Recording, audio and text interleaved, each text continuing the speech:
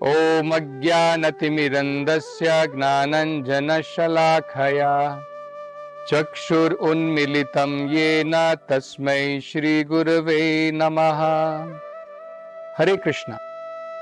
आप सभी भक्तों का आज की कृष्ण कथा में हार्दिक अभिनंदन है। आज हम भगवान कृष्ण ने किस प्रकार से कंस के द्वारा भेजी गई पूतना राक्षसी का वध किया, उसके विषय में चर्चा करेंगे।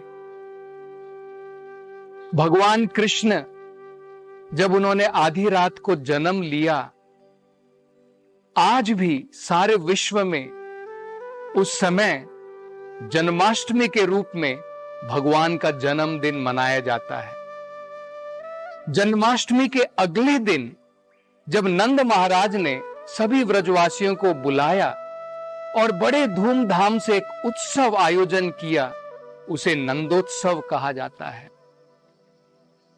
उसके उपरांत नंद बाबा अपना कर चुकाने के लिए गोकुल से मथुरा गए, अपना कर चुकाया और वहां पर वसुदेव के साथ उनकी भेंट हुई। वसुदेव ने तुरंत एक चेतावनी दी। उन्होंने कहा, नंद महाराज, अगर तुम्हारा कार्य संपन्न हो गया है, कृपा करके जल्दी वापस गोकुल लौट जाइए, क्योंकि मुझे लगता है गोकुल में कोई संकट आने वाला है। जब नंद महाराज ने ऐसा सुना तो तुरंत अपने ग्वाल बालों के साथ में वापस गोकुल की तरफ रवाना हो गए। रास्ते में सोच रहे थे, भयभीत हो गए कि कहीं भगवान कृष्ण के ऊपर, उनके बच्चे के ऊपर कोई विपदा ना आ जाए, संकट ना आ जाए। तुरंत उन्होंने भगवान की शरण ली। जिस प्रकार से छोटा बच्चा जब भयभीत हो जाता है अपने माता पिता की शरण लेता है, ठीक इसी प्रकार से भगवान का भक्त किसी भी संकट की स्थिति में भगवान की शरण लेता है। वहां पर मथुरा में कंस ने जब ये रात की घटना अपने सलाहकारों को बताई कि किस प्रकार से देवकी का 8वां पुत्र नहीं पुत्री थी और उसका वध नहीं हुआ, तो उनके सलाहकारों ने बड़ी चिंता व्यक्त की। उन्होंने कंस को सलाह दी कि हमें ऐसा करना चाहिए कि आज से 10 दिन पीछे जितने भी बच्चों ने जन्म लिया है, जितने भी शिशुओं ने जन्म लिया है, उन सब का हमें वध कर देना चाहिए। दूसरी सलाह उन्होंने कंस को दी, न केवल नवजात शिशुओं का वध करेंगे, हम ब्राह्मणों का, साधुओं का, गौ माता का, इनका भी वध करेंगे, क्योंकि इन ब्राह्मणों के द्वारा वेदों का ज्ञान, इन संतों के द्वारा अनेक प्रकार की तपस्याएं, यज्ञ किए जाते हैं जो भगवान विष्णु की संतुष्टि के लिए है। गाय जो है दूध देती है, उससे मक्खन बनता है, उस मक्खन के द्वारा यज्ञ किए जाते हैं। इसलिए अगर हम इनका वध कर देंगे तो एक प्रकार से ये विष्णु के वध के बराबर है। और कंस, तुम चिंता मत करो, तुम्हारे सामने तो सारे देवतागण घबराते हैं। जहां तक विष्णु की बात है, हमें डरने की जरूरत नहीं है, क्योंकि विष्णु, उन्होंने तो सबके हृदय के अंदर में प्रवेश करने के बाद वहां पर आश्रय ले लिया है, वो बाहर नहीं आने वाले। जहां तक शिव जी का सवाल है, उन्होंने तो एक प्रकार से सब कुछ त्याग दिया है, अब वो वन में चले गए हैं। ब्रह्मा जी, वो तो केवल अपने ध्यान में मग्न है। और इंद्र, उसका क्या है, वो तो आपके सामने एक बिल्कुल तिनके के बराबर है। तो हमें जल्द ही इस प्रकार का कार्यक्रम रचाना चाहिए कि इन सभी का, जो हमने योजना बनाई है, इसको हम पूर्ण कर सकें। वेदों में बताया है, इस प्रकार का कर्म घोर कर्म कहलाता है। भगवान इस अपराध को अपने ऊपर हुए अपराध से भी बढ़ कर के देखते हैं। इसके द्वारा जो भी हमारे जीवन के अंदर में आशीर्वाद है, जैसे आयु हो, श्रिया हो, अनेकों प्रकार के जो हमारे आगे जाने के जो मार्ग हैं, वो सब बंद हो जाते हैं। तो मूर्ख कंस ने अपने सलाहकारों की बात मानी और उसके अनुसार उसने साधुओं को, भगवान के भक्तों को, ब्राह्मणों को, गाय को पीड़ा देना प्रारंभ किया। उसने एक राक्षसी को बुलाया जिसका नाम था पूतना। पूतना के पास में एक प्रकार से यौगिक शक्तियां थी, जिसके द्वारा, इस काली शक्तियों के द्वारा वो आकाश में उड़ सकती थी। उसे खेचरी भी कहते। खे का मतलब होता आकाश, चरी मतलब जो वहां पर विचरण कर सकता है, और वो कोई भी आकार ले सकती थी। और उसकी खासियत यह थी कि छोटे बच्चों का वो वध कर देती थी। तो पूतना ने क्या किया, अपने आप को एक सुंदर स्त्री के रूप में ढाल लिया और बाद में व्रज में गई और वहां पर गोकुल नगरी में वहां पर पहुंची।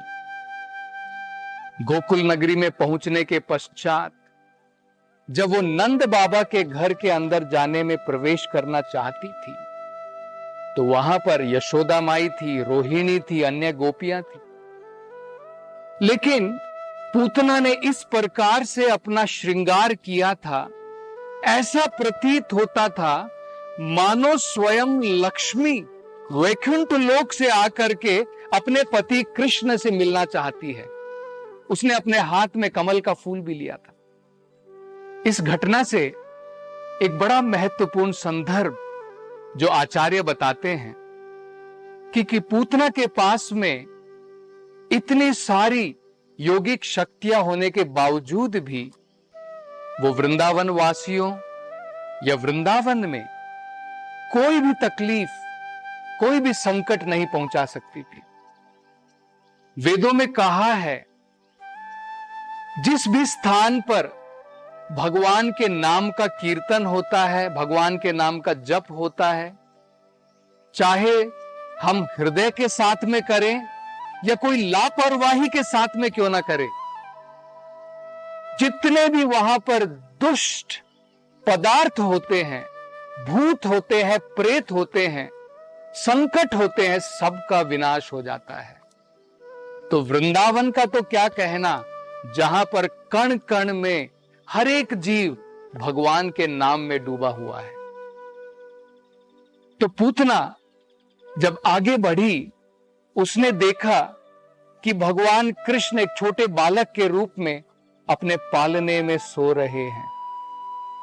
भगवान कृष्ण ने पूतना को देखा। पूतना ने देखते ही उसकी समझ में आ गया कि ये बालक कोई आम बालक नहीं है, इसमें बहुत सारी दिव्य शक्तियां छुपी हुई है।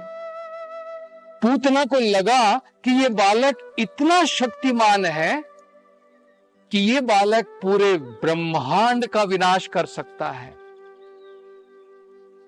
इस पूतना की समझ का एक बड़ा महत्वपूर्ण अर्थ हमें समझना चाहिए। लोग क्या सोचते हैं? लोग सोचते हैं हम भी, एक जीव भी कुछ ध्यान लगा करके, तपस्या करके, वेदों का पठन करके हम भी ब्रह्मन हो जाते हैं, भगवान बन सकते हैं। लेकिन यहां पर हम देख सकते हैं भगवान अपने पालने में, भगवान अपनी मां की गोद में भी भगवान है, और पूतना को भी ये समझ थी। उसके बाद भगवान कृष्ण ने जब पूतना को देखा, भगवान ने अपनी आंखें बंद कर ली। इसका एक बड़ा महत्वपूर्ण कारण है। आचार्यों ने बताया है इसके 4 महत्वपूर्ण कारण हैं। सबसे पहला, इस पूतना राक्षसी ने इतने सारे नवजात शिशुओं का वध किया था, इसलिए भगवान कृष्ण पूतना की शक्ल भी नहीं देखना चाहते थे। इसलिए भगवान ने अपनी आंखें बंद कर ली। दूसरा, पूतना अपना कार्य करना चाहती थी कंस के कहे अनुसार। उसने अपने स्तन के ऊपर जहर लगाया था, जिस जहर को पी करके भगवान कृष्ण का अंत होगा। तो अब जब पूतना की समझ में आ गया था कि ये बालक दिव्य है, तो कहीं पूतना पीछे ना हट जाए और बाद में उसकी मृत्यु नहीं होगी, तो भगवान ऐसा नहीं चाहते थे। तो उसका हौसला बढ़ाने के लिए भगवान कृष्ण ने अपनी आंखें बंद कर ली। तीसरा, आचार्य बताते हैं, वेदों के अनुसार बालक का वध, साधुओं का वध, ब्राह्मण का वध, वृद्ध पुरुष का वध और कन्या का वध वर्जित है, क्योंकि पूतना एक दुष्ट राक्षसी थी, किंतु एक औरत के शरीर में थी। तो भगवान उसको मारेंगे तो भगवान केवल अपनी आंखें बंद करके ही उसको मार सकते थे। और चौथा, आचार्य बताते हैं कि क्योंकि पूतना भगवान के पास में आई थी, भगवान को अपना स्तन पान कराना चाहती थी, तो भगवान ने उसके एक अच्छे गुण को स्वीकार किया, उसको अपनी मां के रूप में लिया, और इसलिए भगवान कृष्ण ने अपनी आंखें बंद की और उनके स्तन का पान करना चाहते थे। बाद में पूतना ने तुरंत कृष्ण को उठाया और अपने स्तन का पान करना प्रारंभ किया। उस समय भगवान कृष्ण ने न केवल पूतना का स्तन पान किया, भगवान ने उसके शरीर से प्राण भी बाहर खींच लिए। और पूतना राक्षसी जब उसने देखा कि दूध के साथ में, जहर के साथ में उसके प्राण भी बाहर निकल रहे हैं, जोर जोर से चिल्लाने लगी कि मुझे छोड़ो, मुझे छोड़ो। और ऐसा कहते कहते उसको इतनी पीड़ा हो रही थी, घर से बाहर निकली, ग्राम से भी बाहर निकली पीड़ा के कारण, और जंगल तक पहुंच गई। वहां पर जा करके जिस प्रकार से आकाश से बिजली गिरती है, ठीक उसी प्रकार से पूतना धरती के ऊपर गिर गई। और उस समय पूतना की योग शक्ति कुछ कार्य नहीं की और वो अपने असल रूप में दोबारा वापस आ गई। भागवत में उसका वर्णन किया है कि किस प्रकार से पूतना का शरीर जो है लगभग 12 मील लंबा था, और जब वो धरती के ऊपर गिरी, जितने भी वहां पर पेड़ थे, सब के सब पेड़ भी उसके साथ में गिर गए। और भगवान कृष्ण जो है, नन्हे कृष्ण, पूतना के शरीर पर खेल रहे थे।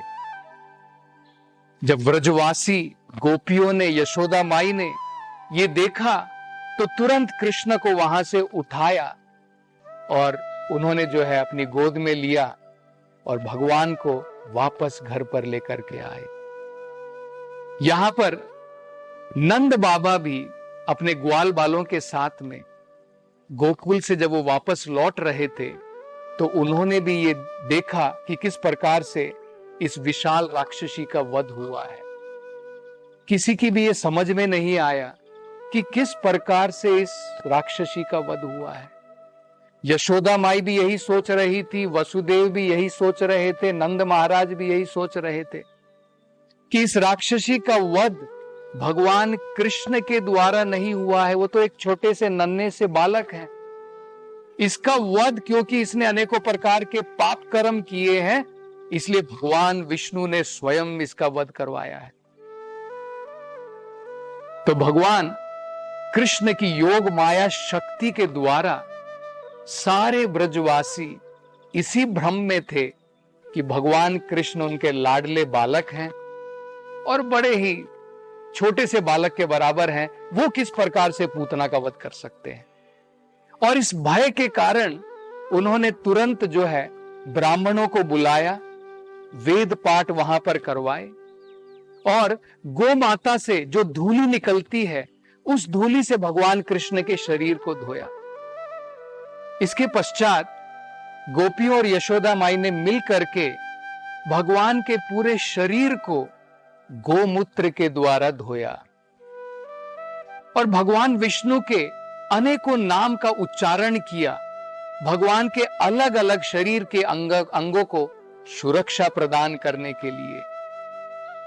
भगवान को उनके अंगों की सुरक्षा प्रदान करने के लिए इन सब कार्यक्रम की जरूरत नहीं है, लेकिन भगवान अपनी इस लीला से ये समझाना चाहते थे कि भगवान के नाम का जप और गो माता उनका क्या महत्व है। इसके पश्चात सारे के सारे ब्रजवासियों ने मिलकर पूतना के शरीर को, जिस प्रकार से हमारे सनातन धर्म में शरीर को जलाया जाता है, उसी प्रकार से पूतना के शरीर को जलाया गया। ब्रजवासियों ने देखा कि जब पूतने के शरीर को जलाया गया, उसमें से इस प्रकार की सुगंध निकल रही थी जैसे मानो अगरू की अगरबत्ती जलाई गई हो। तो ये बड़ा महत्वपूर्ण है समझना, किस प्रकार से दुष्ट राक्षसी, जिसने अनेकों प्रकार के पाप कर्म किए हो, लेकिन उसके बावजूद भी जब उसके शरीर को जलाया गया तो उसमें से अगरू की महक निकल रही थी। इसका क्या कारण था और पूतना को भगवान ने इस मृत्यु के पश्चात क्या स्थान प्रदान किया, इसको समझने के लिए हम कल की कथा में इसकी चर्चा करेंगे। हरे कृष्णा। हरे कृष्ण मूवमेंट के संस्थापक आचार्य श्रील प्रभुपाद की हार्दिक इच्छा थी कि भगवान श्री कृष्ण और श्रीधाम वृंदावन की महिमा का पूरे विश्व में प्रचार हो। हमारी आगामी मंदिर सह सांस्कृतिक परियोजना वृंदावन चंद्रोदय मंदिर श्रील प्रभुपाद के इसी उद्देश्य को समर्पित है। परियोजना के मध्य में भगवान श्री कृष्ण का एक भव्य मंदिर होगा, जिसमें हरी वनस्पतियों से आच्छादित सुंदर बगीचे, स्वच्छ जल की झीलें और छोटे छोटे पहाड़ियों से गिरते हुए झरने होंगे, जो मंदिर परिसर को अत्यंत ही सुशोभित करेंगे। यह परियोजना वृंदावन को विश्व मानचित्र पर एक अनुपम छवि प्रदान करेगी। हम आपसे अनुरोध करते हैं कि इस भव्य मंदिर के निर्माण में हमारा सहयोग करें। आपकी वृंदावन धाम की सेवा से श्री श्री राधा कृष्ण अत्यंत प्रसन्न होंगे। कृपया वृंदावन चंद्रोदय मंदिर निर्माण अभियान में जुड़े। अधिक जानकारी के लिए संपर्क करें 8585850033 7725977260।